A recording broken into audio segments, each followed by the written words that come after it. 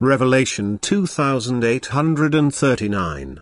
From the 6th of August 1943. Suffering and tribulations through divine intervention. For many people the suffering and tribulations only begin with the divine intervention, for they remained untouched by it before and ignored all admonitions. The adversity of their fellow human beings did not bring about a change in their thinking, and therefore an adversity must now come upon them which is, as it were, the last means of their salvation. And that is why the countries will now be affected which until now have been spared severe suffering and which are nevertheless not blameless for the world events which brought unspeakable suffering upon the people. Many people pass by the hardship of their fellow human beings harshly and without feeling, and it is they who have to go through the suffering themselves, which there will approved of when it came upon their fellow human beings because they saw their enemy in the latter. And what people inflict on their fellow human beings now falls back on them 1,000-fold.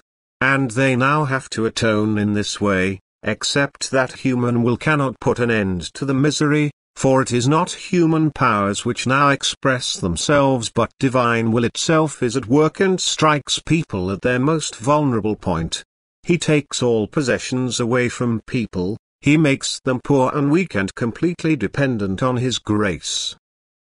And in this adversity the human being shall learn to recognize that he is unable to do anything on his own. He shall learn to understand that God is just and that he sensitively punishes people who have transgressed against him and his commandments, but that he also protects those who are closely united with him, even though they are surrounded by people to whom God no longer means much. And many will still come to their senses and compare their own fate with that of those people whose downfall was determined on their part.